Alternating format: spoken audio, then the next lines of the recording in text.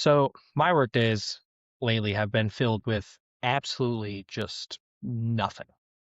Honestly, just pure nothing. I clock in every day after waking up at 4:30 in the morning, and I drive an hour, and I show up, and I don't do shit.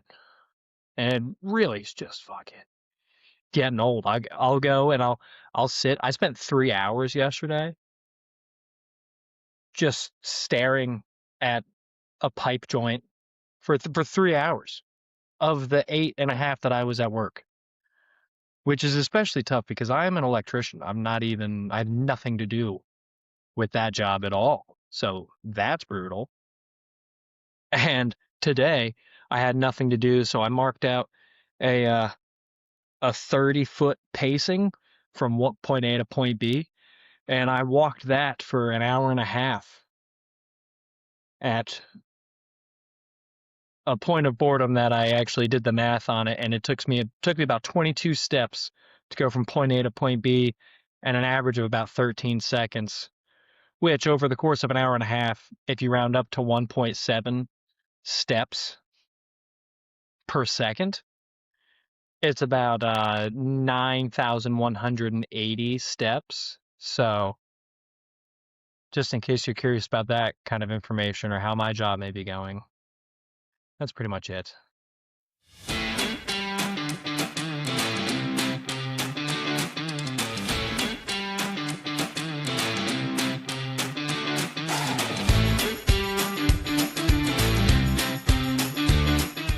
Welcome to Pat on the Back. I am your host, Pat O'Connor. It is Friday, March 13th, and it is the second Friday the 13th in a row, which I did not know was mathematically possible. I thought that was a, 2, 3 time a year thing. I didn't know you could hit it in back-to-back months. Apparently, because February's fucking ridiculous, you can make that happen. So don't love that, but it's where we're at. But didn't know that was mathematically possible. Speaking of mathematically possible, it's NFL free agency. And that's exciting because we finally get to return to a little bit of ball talk now. For those of you who may be a little more new to the show, and these past few episodes have been very just what's going on with my day. This started as a football show, so now it's going to be a lot of fun to kind of mix in that football with the other stories that we're going to be talking about. So that should be really fun and a really, really good time. So before we start talking all the numbers and everything from free agency, that kicked off, I don't even remember, I think noon on Tuesday. I'm recording this Tuesday. Kicked off noon on Tuesday, maybe Monday. I don't fucking know. Maybe Monday, whatever. Sunday night, I'm hanging out. And for me, I'll own it. Rom-coms are a guilty pleasure of mine. I love a good rom-com. I find them very entertaining. Turn your brain off. Don't really have to think about what's going on the screen. You know how it's going to end. It's going to end with the two people getting together. Let's just see how the ride goes. Let's enjoy ourselves along the way. And for the first time, I watched How to Lose a Guy in 10 Days, which was fantastic. Unfortunately, a little bit, I also watched a rom-com, How to Lose a Guy, Sunday night with my drunk dad. So dilutes the experience just a little, unfortunately, because he likes movies just as much as the next guy. My family's a big movie watching family. We don't do TV shows. I mean, we watch TV shows, but movies have always been a big thing in our house. So we have a general appreciation and a pretty general set of rules on when we're all together watching a movie, which is typically, well, you don't talk during the movie. Now, unfortunately, when you're slamming Bud Lights, it's a little hard to keep the gabbing under control. So, yikes. My dad was, he was laughing and pointing. He was like, oh, he hit me on the side, pointing at the screen. He's like, literally slapped his knee at one point. Thought that was almost ridiculous. Love my dad to death. Weird experience for him to be like so into this movie while I was like, I thought I was going to watch this by myself. He came in, sat down, he was like, oh, I'm going to go to my room in a second and fucking cracked a beer and drank one. That was like, she's acting like a bitch. And stood up and got another beer and came back and sat down. And he saw like they had like some weird dog on there. And he's like, what the hell is that thing? Like, it was a really, really weird way to experience your dad. Like it's weird enough to be sober around your drunk parents, I think. But when you add like whatever they're doing on top of that, it gets even weirder because like you're getting fucked up and you're judging like the fictional relationship between Kate Upton and Matthew McConaughey in 2003. That's ridiculous. It's very funny if I wasn't sober and trying to actually watch the movie. That was a real downer on that part. Really, really fucked everything up because it's just a silly thing to do. Like I said, I like rom-coms, so I'm trying to like what enjoy it, wind down my Sunday night, chill out before I've got to take the dogs out and go to bed and be ready up for work the next day. My dad had no care of that. Movie winds down, comes to an end, credits roll. They got together because why wouldn't they get together? Movie's 23 years old. Of course, we know how it ends. There's no surprises here. Let's enjoy the journey. And he was like, oh, it was a great movie. And I started picking all my shit up. He's like, oh, where are you going? I was like, well, I gotta walk the dogs and get to bed. I got work in the morning. It is 10 p.m. And he goes, oh yeah, well, I'm gonna steal the remote then. I'm like, you have work before I do. What do you mean you're gonna steal the remote? I get up at 4:30. You get up at 3:30. I have no idea when he went to bed. No idea. I got to bed between like 10:30 and 11, I think, as when I started laying down. I'm pretty sure he was still out there watching the movie at that point. Maybe he was asleep. I don't know, but I know it wasn't upstairs in his room getting ready to hit the fucking snooze button. I know that. Absolutely ridiculous way for that night to go. But I think we all have experiences like that with our parents where it's like, yeah, that didn't go the way that I thought it would or the way that I planned for it to go. It's hoping to be maybe something chill, a little more just me. And your parents like, well, I like spending time with my kids. And you can't fault them for that. But sometimes the way they choose to spend time with their kids makes you like, what's going on right now? Because this is not how I thought this particular event would go. Is that fair to just put on what? I don't know, maybe. If it seems like I'm weird, it's because my mic was clipping like fucking crazy last week.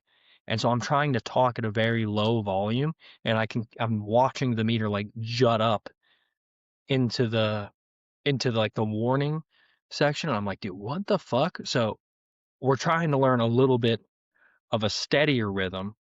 So that way, hopefully this mic doesn't fucking spike on us like fucking crazy like it did last week. So bear with me here on that front. Now let's dive in to some ball talk. Talk a little football, NFL, free agency. I have kind of like a weird mixed emotion with free agency because on one hand it's very interesting, but on the other hand it's way too much to keep track of, and frankly it's really only interesting for like the first 48 hours. And then it dips off into like, who gives a fuck about your eighth string corner? You know what I mean? Like, that shit doesn't matter to anybody. I'm not going to keep track of that information. I'm not like, oh, this in depth signing for the Commanders. Who gives a fuck, dude? But it is what it is. That's how the market goes. So I pay attention to some of the bigger ones. It really is. It's like a murder investigation. Those first 48 hours of NFL free agency, that's when all the shit's going to happen. And if you're outside of that 48-hour window doesn't give a fuck, dude. No one cares what's going on. No one cares about your depth signing. You might have a big pop randomly and unpredictably down the line, whether it's getting close to the draft or during training camp or something. Someone might, that's when you see like a Joe Flacco make a roster and you're like, oh shit, this is, interesting news. Usually it isn't, right? Usually that's when we kind of fall off. It's that murder investigation period of like, if it doesn't happen 2 days, who gives a fuck's probably not that noteworthy to me. But we had some big things happen. The first thing out of the gate, the biggest headline was Maxx Crosby getting traded to the Ravens. Almost said Raiders. Now, this was a little bit bigger because for me, I was like, my initial reaction was like, damn, the Ravens are really just doing whatever they can to get to the Super Bowl and win one. And I just don't think it's going to work. My second thought was, is this even Lamar Jackson's team anymore? Obviously, he's a top 5 quarterback in the league, but is Maxx Crosby a higher rated football player than Lamar Jackson? I don't know. He was the fucking star of the show out there in Las Vegas. You're telling me he can't fucking come in and handle Baltimore? Lamar Jackson has struggled with the pressure in Baltimore during the playoffs. I don't see that being an issue for Maxx Crosby. I think he's going to be a big voice. He could be the leader of the team. He might be the fucking guy. You never know. Next offseason, maybe they trade Lamar Jackson and they give the keys like, hey, it's your team now, Max. Who do you want to be quarterback? Shit like that. I don't fucking know. I have no idea, but it could be because I heard rumors of Lamar Jackson getting traded this offseason. That's still not impossible. The only thing to stop that is fucking the Harbaugh firing. So who knows? I will say this, everything that's going to happen now, like I said, it's Tuesday when I record. Okay? That's just the way my schedule works. The amount of shit that's going to happen between when I record this episode and when it comes out on Friday, how am I supposed to keep up with all that fucking stuff, dude? It's fucking crazy. So yeah, there's going to be some smaller signings that I miss or that I don't talk about, but we're going to keep hitting the fucking big ones. Another big one that I thought was a little fucking weird was the Alec Pierce re-signing to the Indianapolis Colts. It's a good signing. He's a good player. I'm not super familiar with his game, so I don't know how good. He just went by the waysides for me last season. Don't know why. Thought Michael Pittman was the guy down there. Apparently it's not. Apparently Alec Pierce is a way bigger commodity. So Michael Pittman gets shipped to Pittsburgh, and now Alec Pierce gets handed all this money, making him the 9th highest paid receiver in the league. Now, my problem with that, and maybe it's just because I don't know, but my problem with that is that he makes $29 million a year now, which is the same amount that Terry McLaurin makes. Are they the same level of player? I don't know.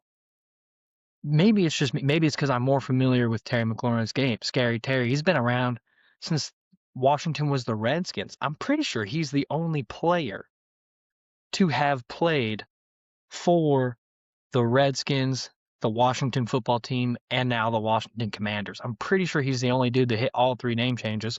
I say we give him a 4th just because then he'll be the only player to play for 4 teams in the same, region, state, whatever the fuck. I don't know how that works. But that would be cool. He's probably the only player in history to do the thing with the 3 names, but, fucking whatever. But still, is Alec Pierce at the same level of Terry McLaurin? I don't know. Like I said, I'm not familiar enough with his game, but if he is, then he's probably worth every penny. If he isn't, this is like buying a fucking used car at the car lot. You probably overpaid, and as soon as you get it on the road, it's gonna dip off in its value. I've seen some of the stats. I think Alec Pierce has 1,000-yard season. Is that worth $29 million a year? Probably fucking not. I don't think it would be. I think that's a massive overpay. If you got him at like 22 to 25, maybe. Now I don't know how salary cap works. Again, I don't know how good Alec Pierce is. But when I looked at the stats, because I wasn't really familiar with his name, a little surprised that a guy who's only had 1,000-yard season is getting $29 million a year for the next 4 years. Doesn't that seem a bit odd?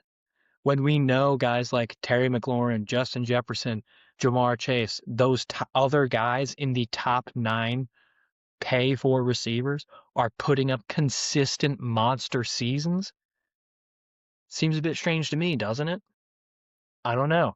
Maybe they just believe in Daniel Jones that much that they're like, this is the piece that's going to make it work. We're going to get someone else in the draft. We've got other guys on the roster who we like. I don't know. Who's down there as a head coach? Shane Steichen, I think. He's a fucking really good play caller. Maybe he knows what he's doing. Maybe he doesn't. Maybe he just made a massive mistake. I think it totally fucks up the market going forward for receivers. People are going to get overpaid. I think the Bills probably overpaid for Dawson Knox. I don't even remember what they gave. I think it was like 3 years for like 30 million or something like that. I don't know if that makes sense. He brings a dynamic to the offense, but is it really something that we can't replace in the fucking draft with somebody a little bit cheaper because we've got the pay for Dalton Kincaid coming up. So it gets so strange. It gets so strange how those numbers work. And I don't know how they work. I'm not a cap space guy, not an analytics guy. I can look at something and be like, that seems a bit weird. Then I saw earlier today, maybe like 8 a.m., before we got news of the Geno Smith to the Jets trade, I heard a fan theory or rumor on the Jets give up Breece Hall and 5 first-round picks, and in return, they get Patrick Mahomes. Would the Jets be smart to do that? Yeah. Obviously, they're going to do it now? No. They're trying to get a rookie. They're going to try and make a move. I'm assuming Geno Smith is a little bit of a tank, but they've accrued, like 4 first-round picks over the next 2 years or something like that. They can salvage those together and probably get a pretty decent quarterback prospect in next year's draft when it's a little bit deeper. But you also got to think like maybe that was the way to go. Maybe they make that move, stash Geno Smith on the bench because fuck that guy. Because since Seattle, he has not been good. Granted, it's 1 season in Oakland or Las Vegas with the Raiders, but whatever. He was fucking awful. Led the league in interceptions. He led the league in interceptions and you're traded for him. Doesn't that seem like a very New York Jets thing to do? That doesn't feel like the same organization that's going to turn around and find a way to get Patrick Mahomes on their roster. And are we really going to sit here and think that the Chiefs would actually do that trade on their end with fucking, I don't know, 5 years left on a 10-year contract? Oh, he didn't make the Super Bowl once. He missed the playoff 1 time in his career. Well, we better fucking move on, rebuild this ship. The castle's sinking into the fucking mud. Get real. There's not a chance. It's a fun fan theory, not a chance that it's actually going to happen. That's completely ridiculous. I appreciate the people who are like, oh, well, it's just fun. And it is fun. That's part of the fun of NFL free agency is you don't know what's going to happen. But that's also what makes it kind of hard to talk about because every prediction I could make could go out the fucking window, dude. I don't know what's going to happen. I've given out a ton of fun fan theories before. None of that shit ain't true, dude. I don't know what I'm doing or saying or fucking put into the atmosphere. What I only know for certain is that I'm probably going to be wrong. Just like fucking most people. So it becomes like, dude, who gives a fuck? You know what I mean? Now, there were probably other trades or signings that I missed or didn't talk about because I couldn't keep track of them all. I tried. I read a whole article today that just listed, oh, this player went here, this player went here, this player went here. Do you know how many I read that I was like, I don't know who the fuck that is? Or I don't know what this does for that roster? Or even I don't care enough about this. It's too many moving pieces for one man like me to keep track of. So I only keep track of the interesting ones, and I think about the stuff that's more fun. Now, next week, maybe have a little bit more, finality. Maybe like, oh, this fucking is a sneaky good move. Maybe. But for right now, god damn, if you're keeping up with every move that a team has made, more power to you, brother, because I can't fucking do it. The last one I'll talk about, because I thought this one was interesting, and because I have a newfound hatred for the New England Patriots. Before, I didn't care. Didn't matter to me at all. I was a Bills fan, but we sucked when the Patriots were good, and the Patriots sucked when we got good. So I didn't really care how things shook out there, because it didn't matter. Didn't have to think about that game once. But now the Patriots made it to a Super Bowl, and they think they're hot shit, and they move on from Stephon Diggs, and people are all worried. First of all, good thing you moved on from that guy. He's a bucket load of problems. I know he seemed like a good locker room fit before, but that off the field stuff is going to come into play, and he's going to be a monster in any part of the season. And he's like on the wrong side of 30. He's like 33 or 34, I think now. I could be wrong. His game is going to start dipping off. I think he was fortunate to be a number one on the Patriots last year. I don't think he's a number one option going forward. That's for sure. So they replaced him with a new number one option in Romeo Doubs from Green Bay. Now, I like Romeo Doubs. I bet on him several times to score a touchdown last season, in which he did not. But, hey, you got a guy who can run some pretty sharp routes. But if you're telling me that Dobbs and Kayshon Boutte are going to be your top two receivers next year, hello 500. Hello 9-8. Missing the playoffs. I don't see it happening. There's more moves to be made. There's more time left in the free agency and the draft and then training camp and OTAs, and maybe I'm proven wrong.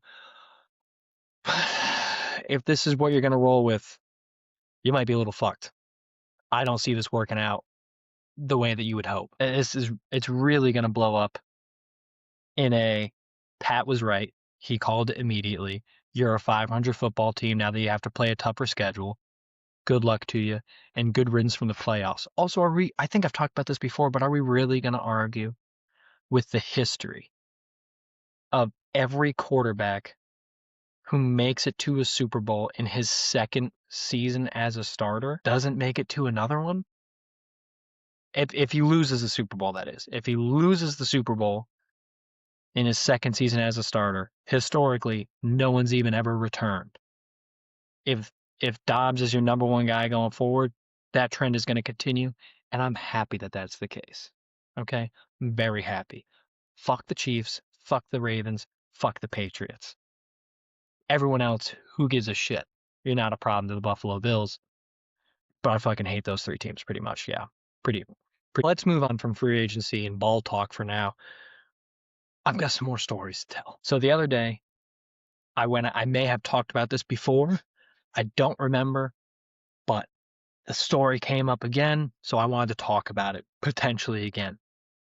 The other day, I went to a Chinese restaurant with my mom. We just got some lunch, one-on-one, good time. She got a scorpion bowl because she fucking loves those things. She was like, you want some? I was like, I actually have to go to the gym later, and it's 12:30 in the afternoon. I'm going to hold off on the giant bowl of alcohol. So she got a scorpion bowl for one. I'm pretty sure I had to finish it for her.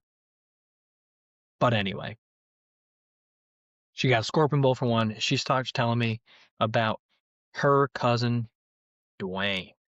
Now, if you've listened to Rudy Tuesday, you may have heard me tell this story before, but my second cousin, Dwayne, my mom's cousin, first, I'll say it like this. Dwayne, it can only be a white guy. This was my original train of thought. I was writing this for stand-up. My original train of thought was like Dwayne is white dudes because like think of all the D names like DeAndre or Delonte, and those are 100% those them boys are black if they're DeAndre or Delonte. I don't think I've ever met a black guy named Dwayne. And then someone went, well, what about Dwayne Johnson? And I went, well, he's Hawaiian, so loophole. And they went, well, what about Dwayne Wade? And I was like, okay, so there are black guys named Dwayne.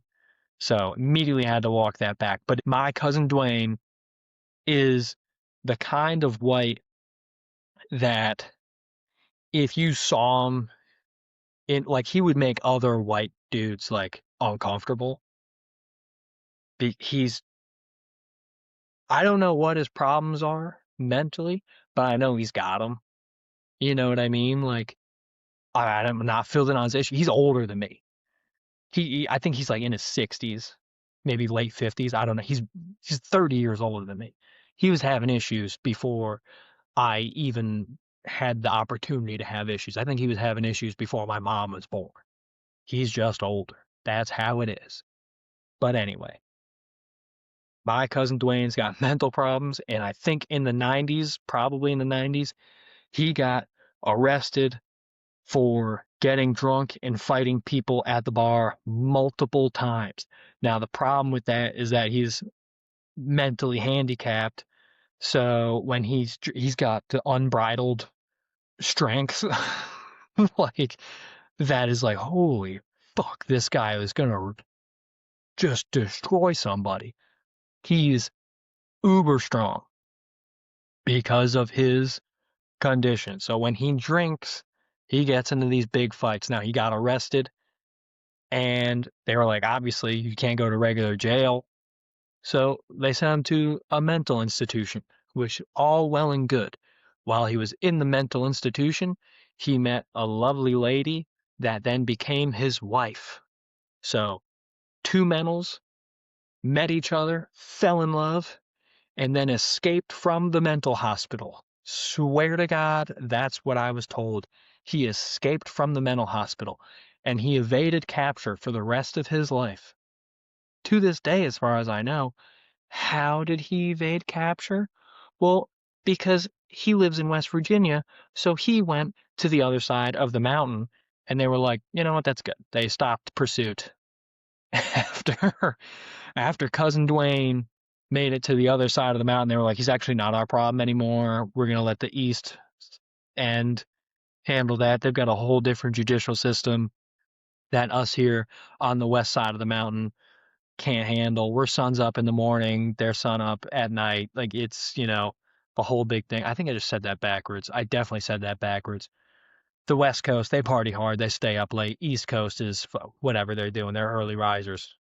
I said that completely. What a fucking idiot I am. Anyway, my West Virginia mountain hillbilly, mentally challenged cousin Dwayne escaped and he hid in the house behind his parents' house for like, for like 30 years. He just hung out back there in like a shack that him and his special bride moved into. And then at one point they got pregnant. And boy, oh boy, wasn't that exciting. Except they didn't know because she was large enough to the point that she didn't know that she was pregnant. And, and I thought that was something that only happened in like a fucking rom-com or like a really like raunchy, like old school 2001 comedy. That's where people get pregnant and they don't know they're pregnant. I didn't know that that was a thing that happened in real life. But I guess you get the right circumstances of mentally handicapped and living in your parents' shed and being insanely large, that those things do come along from time to time, you know? And I don't even remember I was so enthralled with that part of the story that I don't know what happened to the child. Maybe it was given, I think else in the family took, I almost said ownership, took custody of the kid because they just weren't equipped to raise the kid themselves. She didn't know she was pregnant until she was giving birth. That's obviously not a recipe for success in most houses. Wouldn't you agree? That's a big, big problem. But my cousin Dwayne, 60 years old, he's holding it down. I think my sister went down there for a funeral recently to help escort my grandmother during a funeral. And while she was down there, she ran into my cousin Dwayne, and they were standing next to each other at the funeral. And he was making my sister insanely uncomfortable because he towers over her at like 6'4", and she's 5'7" max. And they're standing next to each other. And she looked at my uncle and was like, "Hey, can you help me? Because he's making me really uncomfortable." So my 5'3" uncle stepped in between them and like had to shut down this special needs giant for, I don't know, an hour and however long the funeral was, and put him in his place. And I was like, oh my God, I can't believe that this guy is still kicking it. My mom over lunch, she was like, oh yeah, he's still around. He's still just, I was like, if I go down there, would I meet him? And she goes, you probably would, but I don't know if you'd want to. I was like, I don't know if I'd want to either, but that would be kind of cool. Just put a face to the name of who escaped and is on all these wanted posters from 1996 because he made it to the other side of the mountain. I wish that was the case. I wish I could just rush. I mean, there's no mountains where I live that are big enough to be like, there's another side where shit changes. Also, how long were they on the run? You couldn't catch. She was so big, she didn't know she was pregnant. You couldn't run them down. They just got out of your hair, and you're like, oh, I guess we'll just see what happens. We'll just roll the dice on that one. But I guess that was, that was pre 9/11 mental institutions. I think they lock them up a little bit tighter nowadays, but who's to say?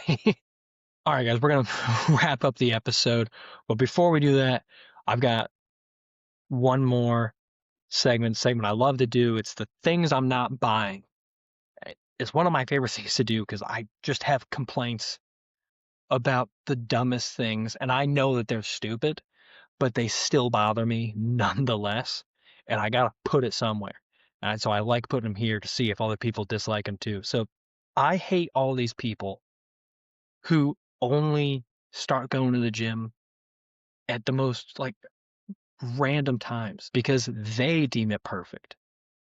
So this past Monday, it hit 66 degrees outside. Finally, early March, we're getting a break. We had a blizzard, and then we had a snowstorm in January. Then we had a blizzard 2 weeks after that in February, and then we got fucking hammered with some more snow. It's been snow, snow, snow since the calendar year took over. And we finally got a little reprieve. We got some warm days coming in where it's hitting 60 degrees.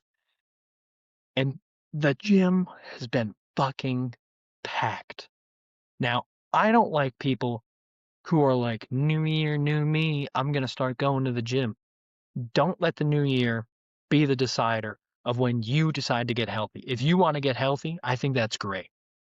I'm all for that. But don't let, oh, it's the turn of the calendar, so now is the time. You're never going to stick with that.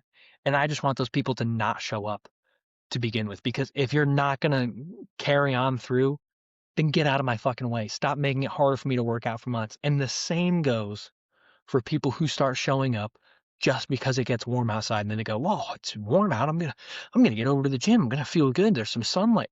You know what? If you want to enjoy the sunlight, go outside. Okay? Don't get in my I'm here 6 days a week. Don't get in my way just because there's a little bit of fucking sun in the sky with a little less clouds. There's a warm breeze coming through. You only got to roll 30 miles an hour down the road to get from your house to the gym. I'm going to roll down the windows. I get it. It's a good time. Don't stop at the gym. Go down the street to Burger King. Get yourself a fucking snack. Eat that with the windows open. Won't that be fun? That'd probably be more fun than you working out and getting in my fucking way. I cannot stand the people who just show up in the gimmicky fashion because they're never going to stick it out, which means they're really just there to make it harder for the people who are there all the time to work out. I saw people yesterday at the gym who I did not see today. That's how fast they dropped off. And it's nicer out today, which means they went yesterday because, oh, it's kind of nice out. And then they went, well, fuck that. I'm not going back to the gym. I'm going to go outside. It's like, just do that the first day. Don't cut off, like right away. You're already letting yourself down. You waited for it to be nice for you to decide to be healthier.